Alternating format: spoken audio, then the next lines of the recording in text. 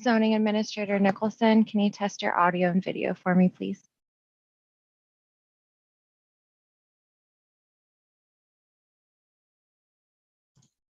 Good morning, Lonnie. You're good to go. Thank you.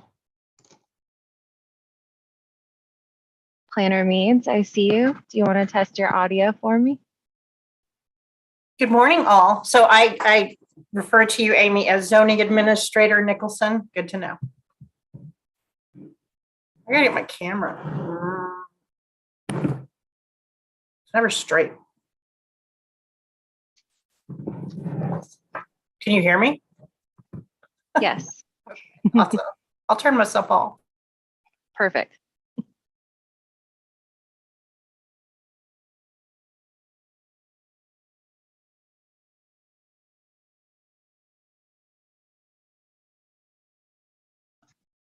Planner Rago, sorry if I pronounced your last name wrong, but can you test your audio and video for me, please? Yes. You are good to go. Thank you. Hi, Sherry.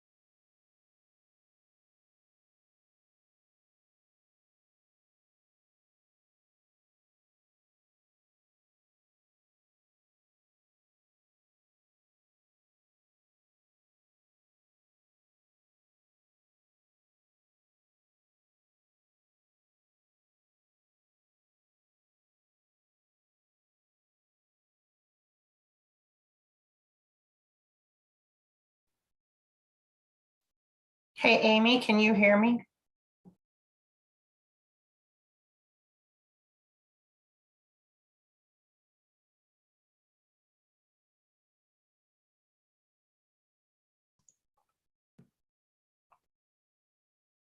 Planner Meads, were you addressing me? I'm sorry, I stepped out of the room for a moment. Are we recording? Yes, Okay, this question can wait. Thank you. sure.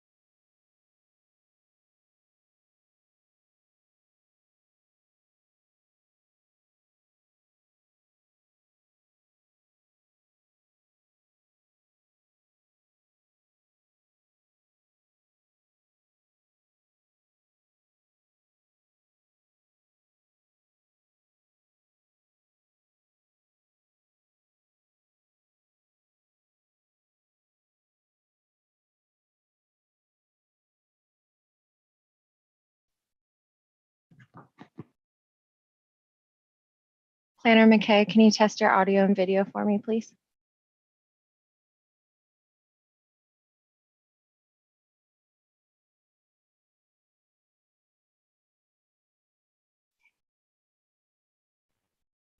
Hey there, can you hear and see me?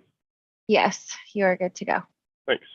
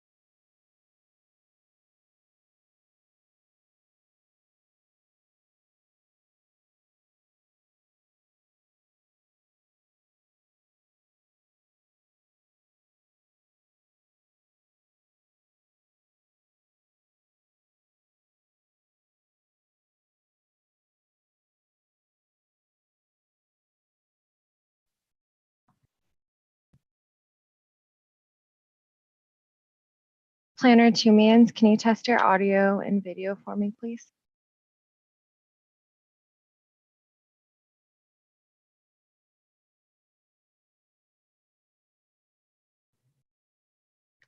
Good morning. Good morning. You're good to go.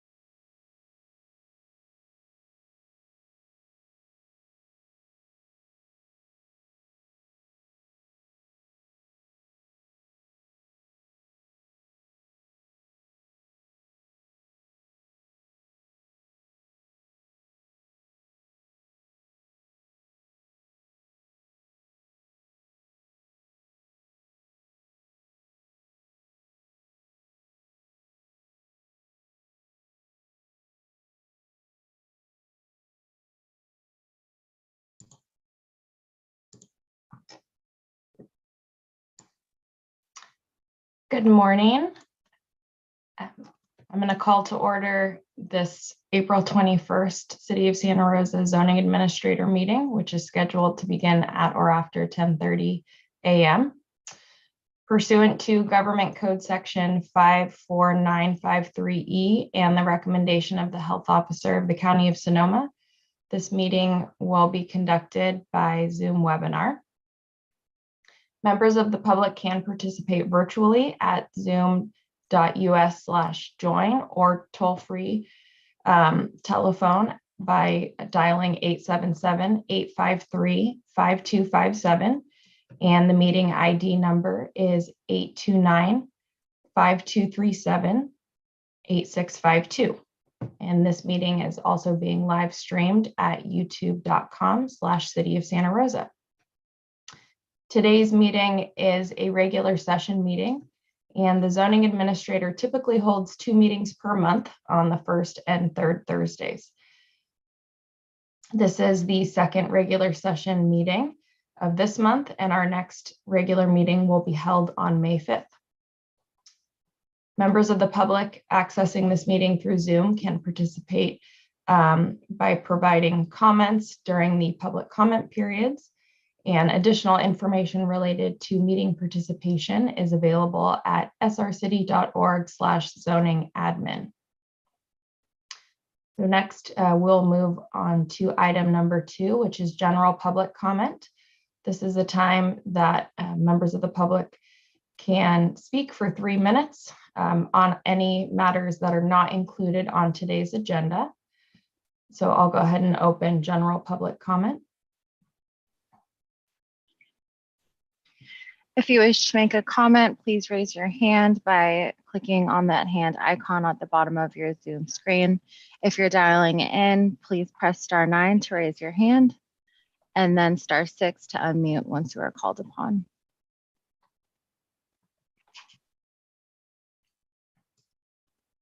Zoning Administrator Nicholson, it doesn't look like any hands are raised at this time. Okay, thank you. With that, we will conclude general public comment. and move on to item number 3, which is zoning administrator business. The zoning administrator is appointed by the Planning and Economic Development Director and has the responsibility and authority to conduct public hearings and take action on applications for all administrative permits and approvals issued by the department. Any determination or decision made by the zoning administrator may be appealed. And I have no zoning administrator reports today. So we will move on to item 4 on today's agenda, which is for consent items. We do have one consent item, which is a zoning code interpretation number 22001. And this pertains to zoning code section 20-48-040 subsection C5. And this relates to application requirements and also zoning code section 20-48-040L, which relates to appeals. And this is related to the short-term rental ordinance. Planner Meads, can you provide a brief summary of the zoning code interpretation, please? Yes, good morning, Zoning Administrator Nicholson. Thank you for that introduction. So zoning code interpretation number 22-001 is to clarify that the Director of Planning and Economic Development Department is the review authority for short-term rental permit review, and that the Planning Commission is the review authority for the appeal of any director determinations on short-term rental permits. Okay, thank you so much. And can you explain a bit about the process after this is acted on? Just how it will pertain to projects moving forward and how it gets incorporated into the city zoning code? Certainly. So this zoning code interpretation is circulated to all the review authorities of the city and throughout the department, so that any appeals moving forward towards short-term rental permit decisions by the director would then be heard by the Planning Commission. Okay, great. Thank you. Mm-hmm.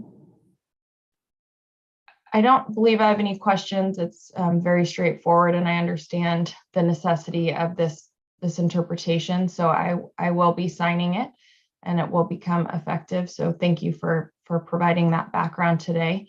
I just wanted to provide an opportunity if anyone has any public comments on the zoning code interpretation.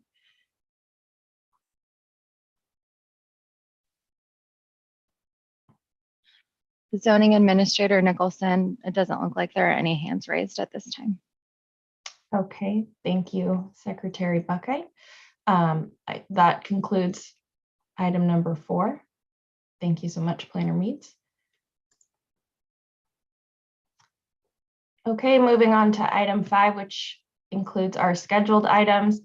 We do have 4 meeting items today. So for each item, I will ask the project planner for a staff presentation, and an applicant can provide a presentation as well, or any comments are fine. Following these presentations, I may ask clarifying questions of the project planner or the applicant. I will then open the meeting for public comment about the item being reviewed, and members of the public are invited to provide comments about each project.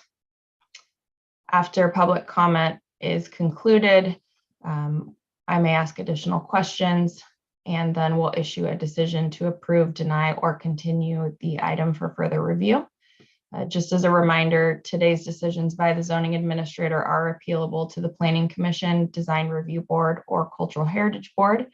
And those appeal bodies depend on the type of entitlement being acted upon. If you have any questions about the appeal process, please contact the project planner, but know that appeals must be filed within 10 calendar days after the date of the decision. And if that falls on a weekend, then that would be the Monday following that weekend date. So our first item, which is item 5.1, this is a public hearing to consider minor design review for Dish Wireless, which is located at 4415 Highway 12 And the staff presentation today will be given by Planner Tumians.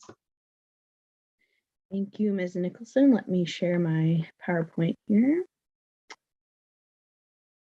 So as you stated, this is a co-location request at 4415 Highway 12.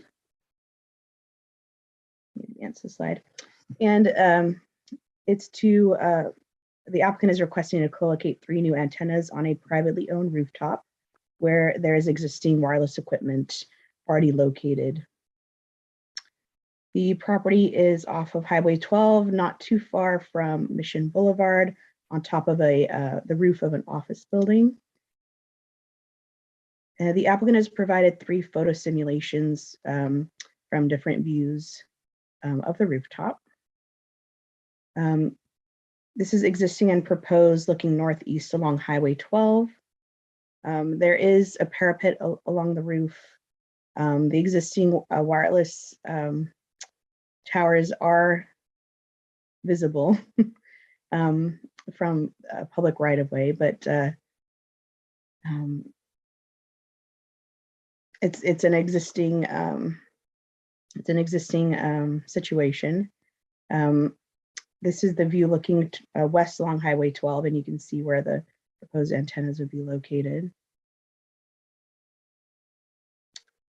Here's a site plan showing where the 3 antennas would be installed and the associated equipment. Here are elevations showing the antennas.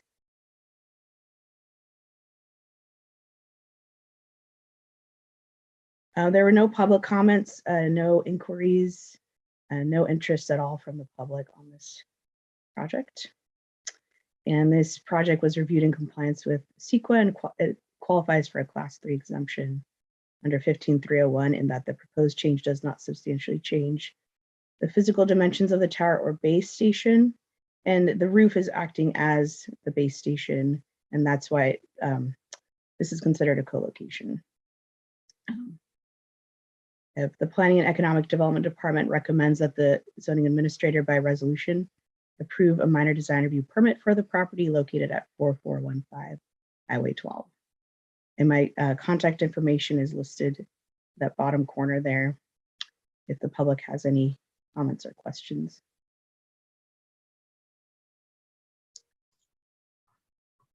Thank you, Ms. Tumians. Does the applicant wish to make any comments or provide a presentation? I don't think they are present. Okay. Thank you. Okay, so I have 2 questions. One is that this was noticed as a public hearing, which is not what we typically do for zoning administrator meetings, but it is an option. So I was just hoping you might be able to explain why this was noticed as a public hearing instead of a public meeting.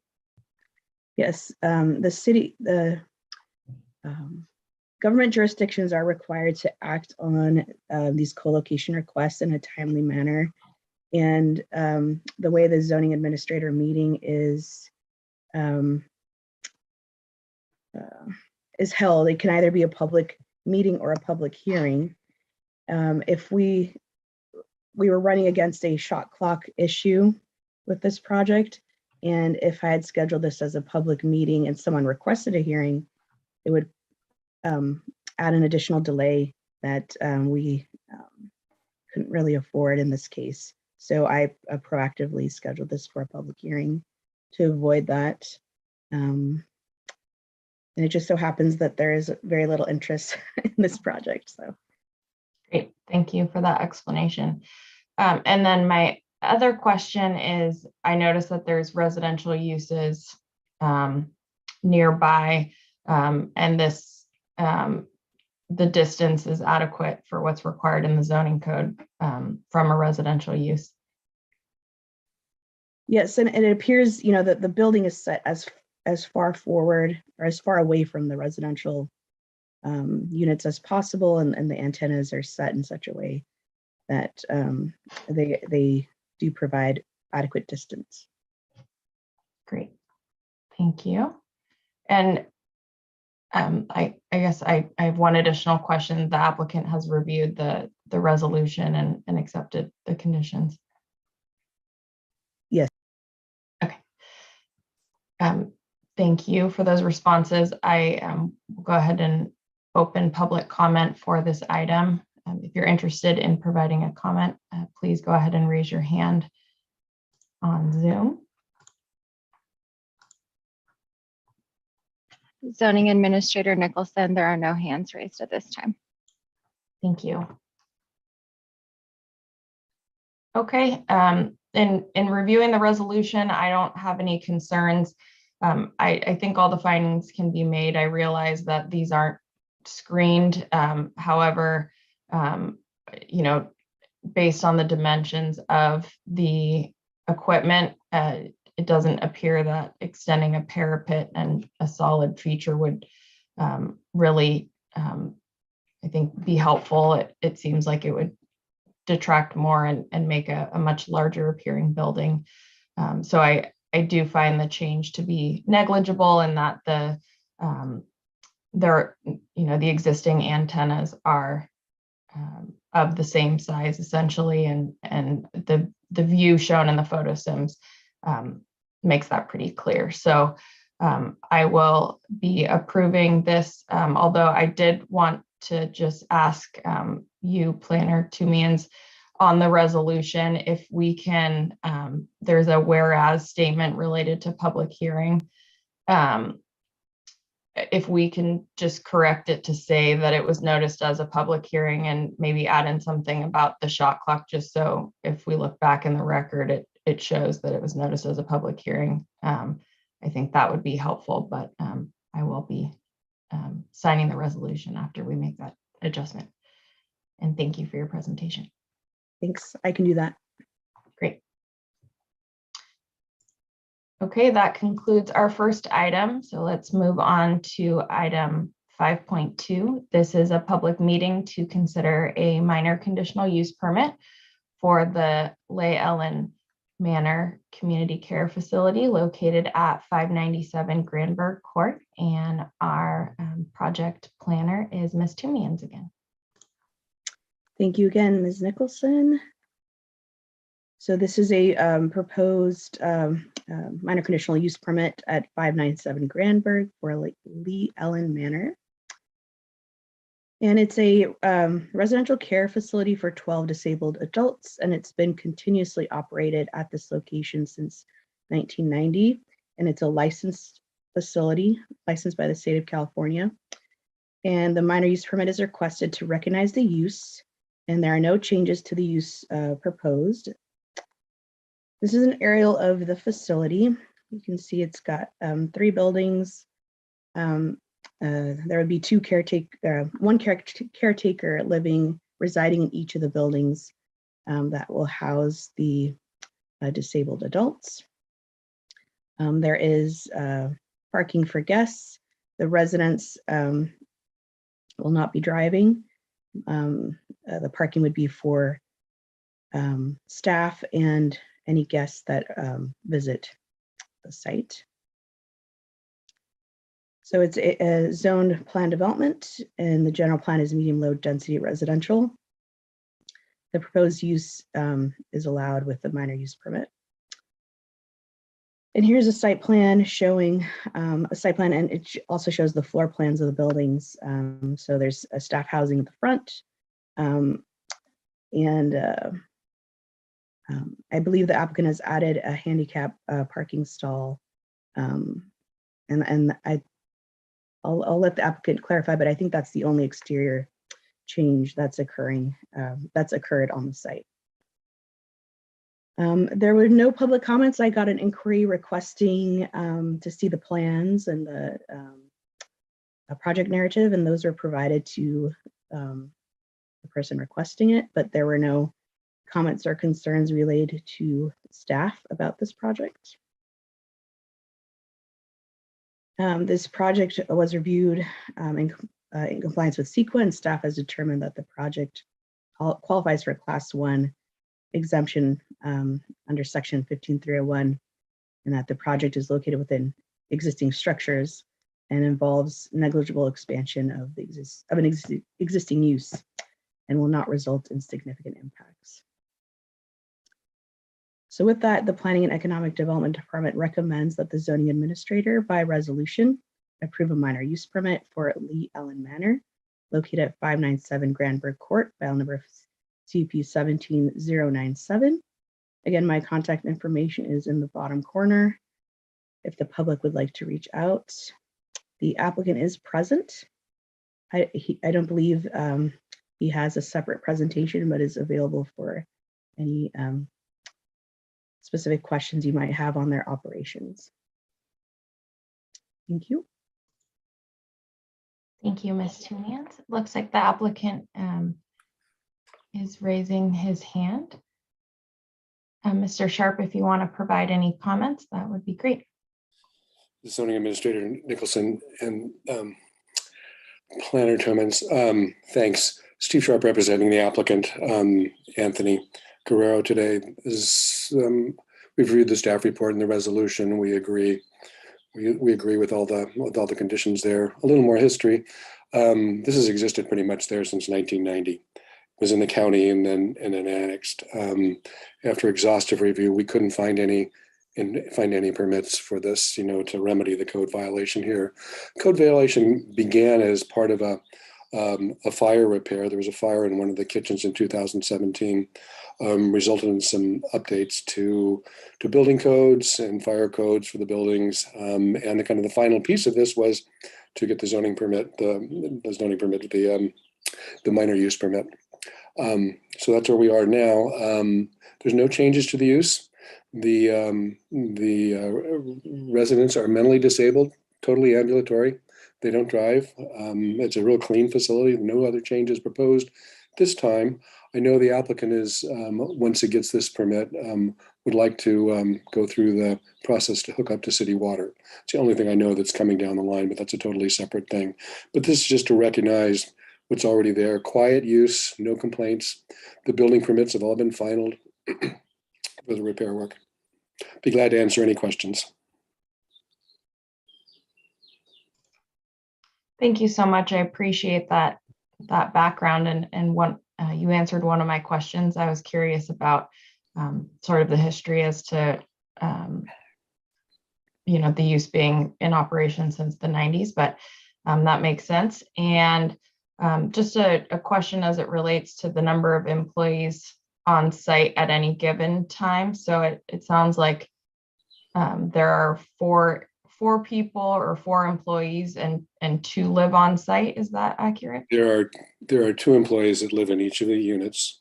Okay. Structures, and then the owner of the property, who's also the operator, lives in the single. He and his wife live in the single family dwelling. Okay. Okay. Great, The thank only you. history that I could put together on this was, I'm guessing under the county jurisdiction, there was they were allowed 6 or fewer without permits, and it grew. And subsequent to that, but they've been licensed by the state since 1993 for 12 people. I think it originally said 14 rather than 12, but it's been amended to say 12. That's one thing I didn't notice in your resolution. The title in the resolution lists 14 residents. I think it'll be amended to 12.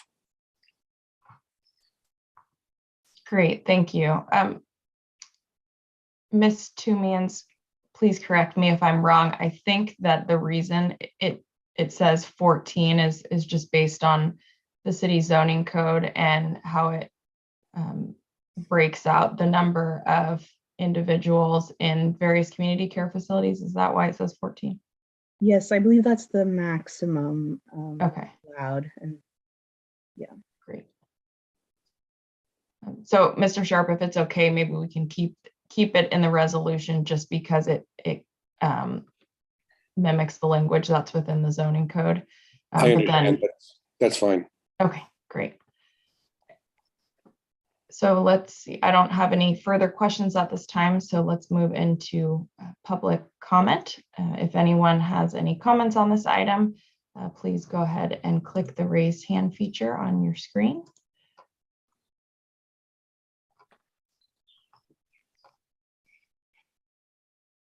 Zoning Administrator Nicholson, there are no hands raised at this time. Thank you. Okay, we'll go ahead and close public comment for this item. I did take a look at the resolution, and I agree with the findings. It's great to know that this facility has been in operation for as long as it has been, and there have not been any issues. It certainly is a compatible use. It's a residential use in a residential area, and certainly a need for our community. So I don't have any concerns, and I appreciate the applicant being present to answer questions and Ms. Tumian's presentation. And so I'll go ahead and be approving this item today. And members of the public, please note that this action is appealable. And if you have any questions about that process, you can contact Ms. Tumian's. With that, we will move on to our next item. This is a public meeting for Sonoma County Piercing Company. This project is located at 601 Mendocino Avenue, and we have the city's planning intern, Ms. Rago, giving the staff presentation today. Thank you, Zoning Administrator Nicholson. Let me share my screen. So the project applicant is requesting a minor conditional use permit for their business, Sonoma County Piercing Company, located at 601 Mendocino Avenue. Sonoma County Piercing Company is a new business that aims to bring safe and professional piercing and high-end body jewelry to Santa Rosa. They will be Sonoma County's only piercing studio, following guidelines for membership of the Association of Professional Piercers. They will not offer tattooing. They will only offer body piercing. The location at 601 Mendocino Avenue is 2,300 square feet and will be broken up into a showroom floor / waiting area and private piercing rooms, along with sterilization offices. They will be open 7 days a week from 12 to 7 p.m.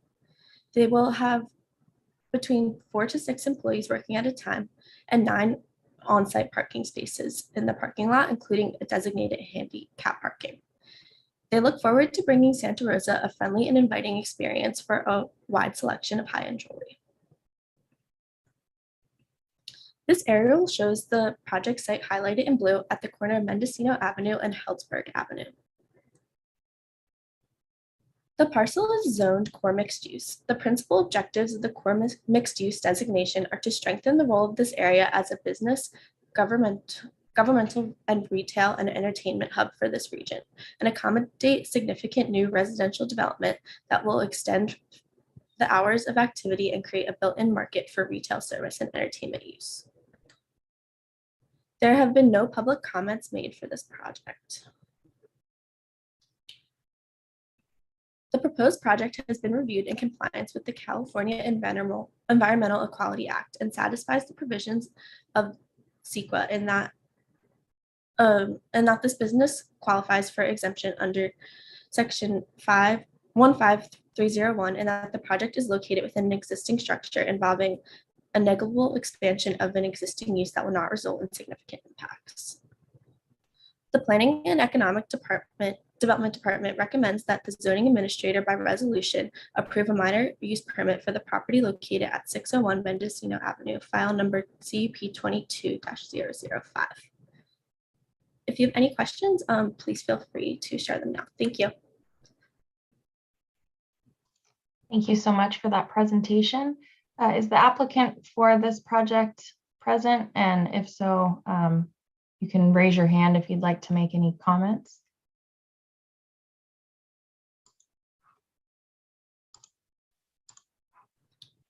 Do not think the applicant is present for this project. Okay, thank you. Okay, I have one question. Just did the applicant receive the draft resolution and review the conditions? Yes. Okay, great. Okay, with that, I will go ahead and open public comment for this item. If members of the public wish to make a comment, please use the raise hand button. Zoning Administrator Nicholson, there are no hands raised at this time. Great, thank you. Okay, looking back at the resolution, I have reviewed it. I agree with. Zoning Administrator Oh, Nicholson. I need to close public comment. Yes. And with that, I will close public comment. I thank you for the reminder.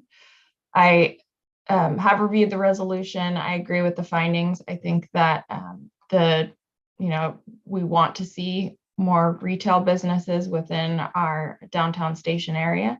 It's great that this business will be operating and just activating the area generally during a large portion of the day, and hopefully bring more activity to that area. I appreciate the conditions added to the resolution just related to loitering and also cleanup, and the requirement to obtain the necessary approvals from the County Environmental Health Department. So I do think that this project, as it's conditioned, will be a good addition to our downtown area, and I will be approving it. So thank you, Ms. Arago, for your work and your presentation. And a note to the public, this approval is appealable. And if you have any questions, you can reach out to Ms. Tumians or Ms. Rago. Thank you so much. Okay, let's move on to our last item of the day. This is item 5.4. This is a public meeting for a conditional use permit for Bad Times Tattoo, and this project site is located at 626 4th Street, and our project planner is Mr. McKay. Thank you, Zoning Administrator Nicholson. I will share my screen.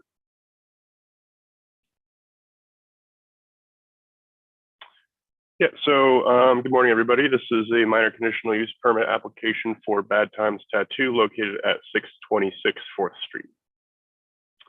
This is a minor conditional use permit request that would allow the operation of a tattoo studio, which is classified as a personal services restricted land use, with private appointments for 3 to 5 customers per day and hours of operation from 11 a.m. to 6 p.m. from Tuesday through Saturday. The property is located in the core mixed use downtown station area combining district zoning district, which allows the operation of personal services restricted land uses with the approval of a minor conditional use permit. Here we have a sketch of the site plan of the interior of the building. We have not received any public comments about this project. The proposed project has been reviewed in compliance with the California Environmental Quality Act, or CEQA, and satisfies the provisions of CEQA, and that the construction, oh, this is not updated, I apologize for that. It says the construction of a fence, but it's actually the operation of this land use qualifies for a Class 1 exemption, in that the proposed operation would occur within an existing commercial building with negligible expansion of a former use that would not result in significant impacts. With that, the Planning and Economic Development Department recommends the zoning administrator by resolution approve the minor conditional use permit for the operation of Bad Times Tattoo located at 626 4th Street, file number CUP 21-078. And the applicant is available to answer any questions, but does not have any presentation to make at this time. Thank you, Planner McKay.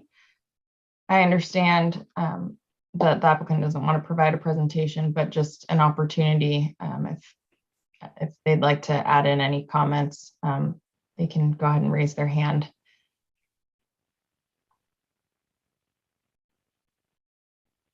Okay, not seeing any hands being raised. So I have reviewed the resolution, and I agree with the findings. Again, like the previous item, it's a retail business that will help to add some activity to our downtown. And so that's definitely appreciated. It seems like it will be, like you mentioned with the CEQA exemption, a negligible change from the previous tenant, and also with the appointment basis, seems like activity will be well controlled. As it relates to parking, this is within our downtown station area specific plan, so there's no minimum parking spaces required.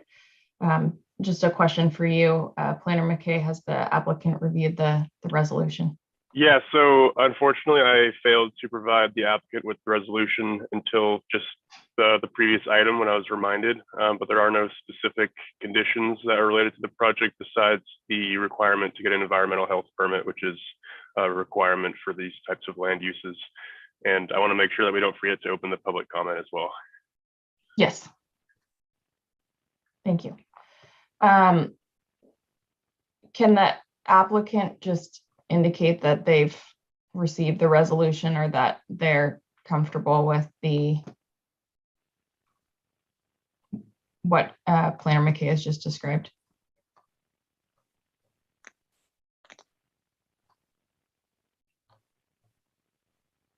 Hello? Okay. Hi. Hi, sorry, it cut out right while you were speaking. But what were you asking? I'm sorry.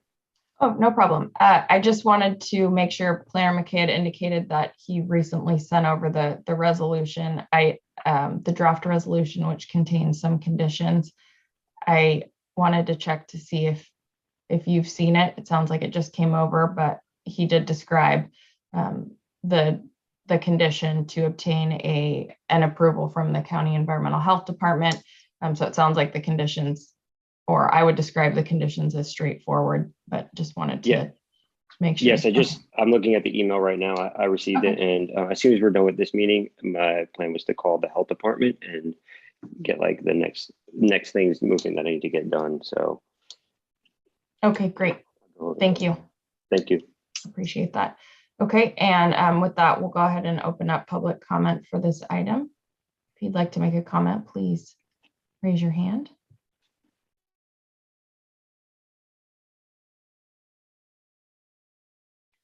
Zoning Administrator Nicholson, there are no hands raised at this time. Thank you so much.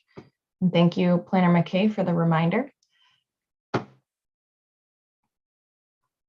Okay, so again, I don't have any concerns with this project. I think that it implements the vision for downtown. Happy to see any vacant retail spaces be used.